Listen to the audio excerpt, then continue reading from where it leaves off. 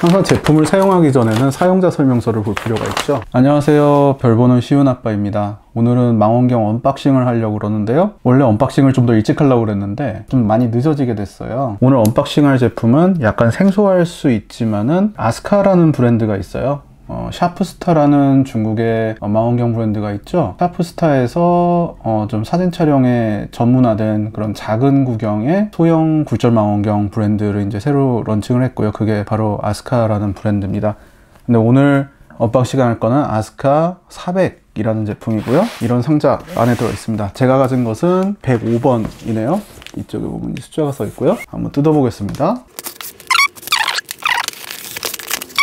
와, 포장이 아주 근사합니다. 보시면 이렇게 포장이 되어 있고요. 한번 꺼내 볼게요. 비닐도 한번 꺼내 보겠습니다. 요새 중국산 브랜드들이 포장이 굉장히 좋아졌어요. 굉장히 많이 신경을 쓴 것 같습니다. 포장이 와, 되게 근사합니다. 보시면 이렇게 뭐 설명도 되어 있고요. 자세한 사항을 알 수 있는 QR코드도 이렇게 나와 있고요. 그 다음에 전면 이런 모양이고요.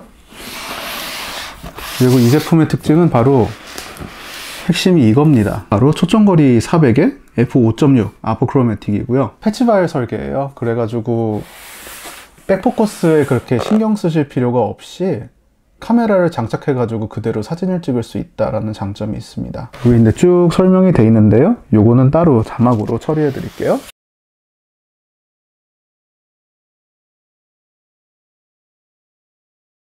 한번 열어보겠습니다.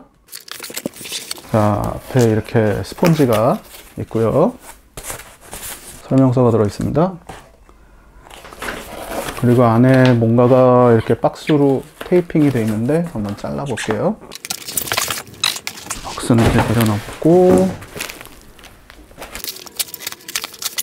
자, 포장도 플러스입니다. 뭐 안에는 망원경 본체가 들어있어요. 망원경 본체 이렇게 생겼고요. 이거는 뒤쪽에 이렇게 연결하는 부품인 것 같네요. 그리고 몇 개의 나사와 육각 렌치가 들어 있습니다. 한번 자세히 볼게요. 얘 같은 경우는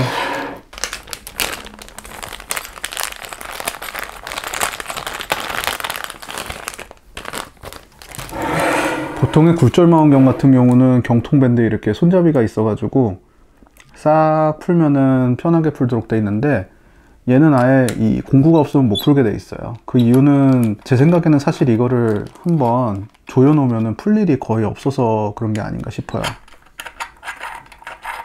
일단 비닐 포장을 풀러야 되니까 풀러 보도록 하겠습니다.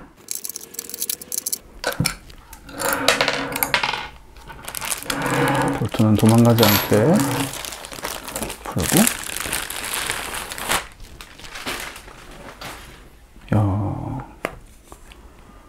이렇게 멋진 굴절 망원경이 나왔습니다. 보시면 전면에 이렇게 제품 로고가 박혀 있고 제품 설명이 있고요. 그리고 측면에 이렇게 아스카 로고와 제품명, 아스트로그래프라고 써 있는데요. 아스트로그래프는 천체 사진용 카메라 혹은 천체 사진용 뭐 망원경 이런 것들을 의미하는 말이죠. 한번 뚜껑을 열어보겠습니다. 지금 자세히 보실지 모르겠는데 코팅이 괜찮은 것 같아요. 색깔은 약간 초록색 코팅인데 보라색도 살짝 섞여 있는 것 같고 뭐 그런 느낌이네요. 후드는 신축식입니다. 그래서 접었을 때는 이 정도, 가장 늘렸을 때는 이 정도. 근데 여기서 후드가 늘어나는 길이가 그렇게 크질 않아서 이슬 대비는 좀 해야 되겠네요. 여기다 어차피 우리나라는 사계절 내내 뭐 설이나 이슬이 있기 때문에 열선을 감아야 되는 게 정석이겠죠. 표면은 분체 도장 비슷하게 되어 있는데 그 위에다 무슨 코팅을 입힌 것 같은 그런 느낌이에요. 좀 견고한 그런 느낌이고, 이렇게 손톱으로 긁어도 괜찮을 것 같은 그런 느낌입니다. 약간 무광이면은 제 취향이었을 텐데 한 이렇게 반광택 나는 것도 나쁘지는 않을 것 같다라는 생각이 들어요. 파인더는 포함이 안 돼 있고요. 기본적인 빅센 스타일 파인더를 사용하면 될 것 같습니다. 그 다음에 포커서 한번 살펴보겠습니다. 이 뒤쪽에 2인치와 1.25인치 액세서리를 사용할 수 있게 되어 있습니다. 왼쪽에는 이렇게 조동을 할 수 있는 손잡이가 있고요. 오른쪽에는 조동과 미동이 같이 붙어 있어요. 그래서 초점을 좀 더 정교하게 맞출 수 있도록 되어 있고요. 뒤로 나오는 거리는 55mm 정도 뒤로 나오게 되어 있습니다. 그러니까 웬만한 카메라는 웬만하면 다 초점 맞추는데 큰 어려움이 없을 것 같아요. 좀 저렴한 망원경 같은 경우는 이 포커스를 뒤로 빼면은 이게 껐덕껐덕하거나 흔들리는 게 있었는데 얘는 그런 건 없어요. 일단 여기 손을 봤을 때는 어떤 소리나 흔들림도 느껴지지 않는 굉장히 견고한 느낌의 포커서가 들어 있습니다. 뒤쪽에 보시면은 얘는 렉앤피니언으로 되어 있습니다. 그래서 보시는 바와 같이 이렇게 톱니가 대각선으로 새겨져 있죠. 이쪽에 보면 약간 윤활유가 묻어 있는데 윤활유는 조금 조심을 하셔야 될 것 같아요. 근데 뭐 조금 닦아내도 큰 지장은 없을 것 같다라는 생각이 드네요. 이제 카메라를 어떻게 장착하는지 보겠습니다. 얘를 놓고요.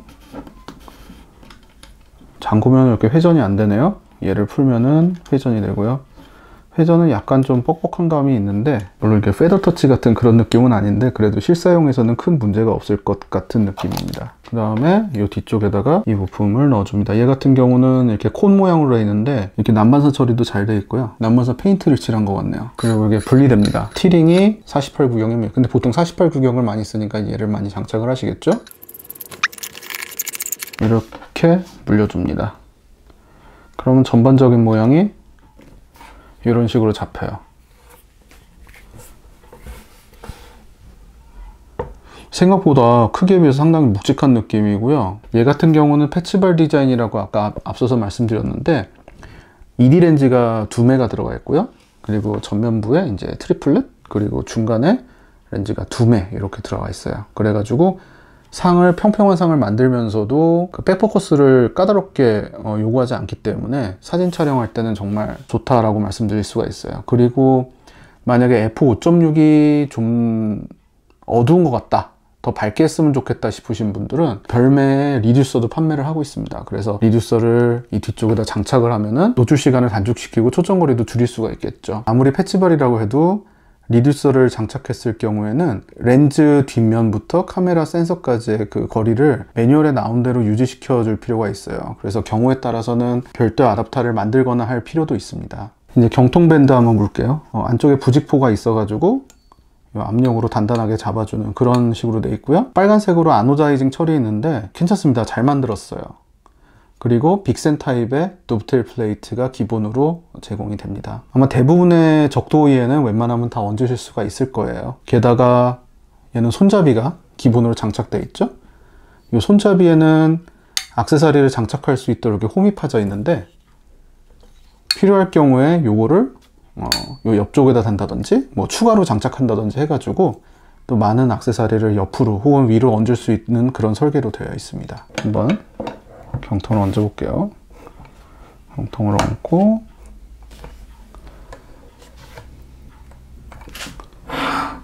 이제 나사를 조이고요.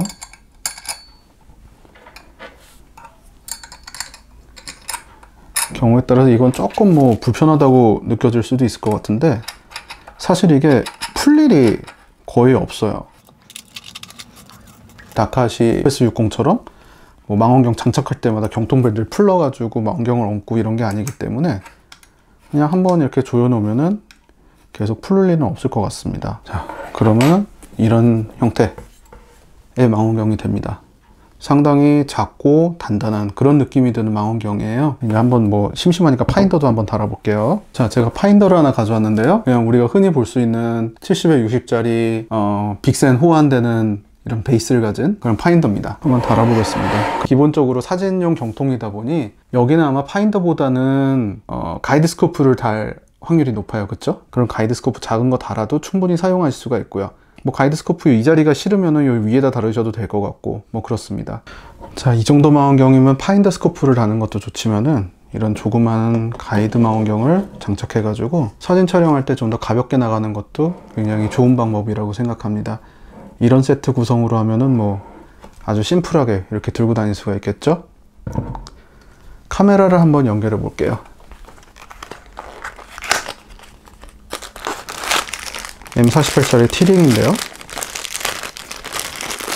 이거 샤프스타에서 나오는 티링인데 굉장히 잘 만들었어요. 기존의 중국산 티링보다 훨씬 만듦새가 좋아 보이게 느껴져요. 자, 티링을 장착했고요. 제가 장착할 카메라는 EOS R이에요. 조만간 이 제품도 한번 리뷰를 해야 되는데 이거 캐논에서 나온 천체사진용 카메라죠. RA라고 써 있는 거 빼고는 기존의 EOS R과 거의 동일한 모양을 하고 있습니다. 이 정도면 하나의 사진 촬영 시스템이 완성이 된 거예요. 이것만 들고 우린 나가서 바로 천체 사진을 찍을 수가 있는 거죠. 좀 묵직하긴 한데 그래도 나름 컴팩트한 천체 사진 촬영 시스템이라고 할 수 있겠네요. 이 정도면 광시야 찍을 수 있으니까요. 제가 가진 다카시 FS60하고 비교를 해볼게요. 물론 이제 급의 차이가 있죠. 얘 같은 경우는 60mm짜리고 얘 같은 경우는 60mm짜리 구경에 2매로 구성된 플로라이트 렌즈가 들어간 아포크로매틱, 뭐 세미 아포라고 할 수도 있겠네요. 아포크로매틱이고 얘 같은 경우는 이제 플로라이트는 없지만은 ED 렌즈가 2매가 들어가 있습니다.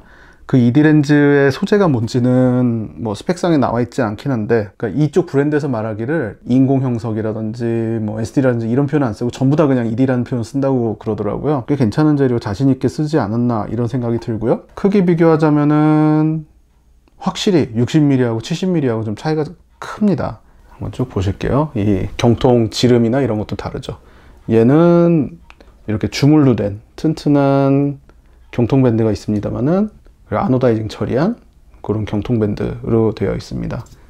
저는 이 손잡이 굉장히 마음에 들어요. 이렇게 들고 다니기 너무 좋고요. 마지막으로 적도위를 얹으면 어떤 모양이 될지 한번 살펴보겠습니다. 크룩스 170 적도위에 얹어놨고요. 크룩스 170이랑 얹어놓으면은 사실 적도위에 비해서는 경통이 좀 작다고 할 수가 있고요. 이 경통이랑 어울리는 적도위는 크룩스 140급 정도가 아닌가 싶어요. 그 정도 소형 적도위에 이렇게 작은 망원경 들고 다니면은 뭐 이동성도 굉장히 좋을 것 같고 해외 나가서 촬영할 때도 좋은 솔루션이 될 수 있을 것 같습니다. 포커스 부분도 굉장히 잘 만들어져 있고요. 뭐 흔들거리거나 껐닥거리거나 하는 거를 전혀 느낄 수 없었고요. 이 포커스 조작 핸들도 굉장히 부드럽게 잘 움직입니다. 자, 그러면 실제로 한번 나가서 촬영해보고 어떤 결과가 나올지 살펴보도록 할게요. 구독과 좋아요를 눌러주세요. 왜 안 누릅니까? 누르세요!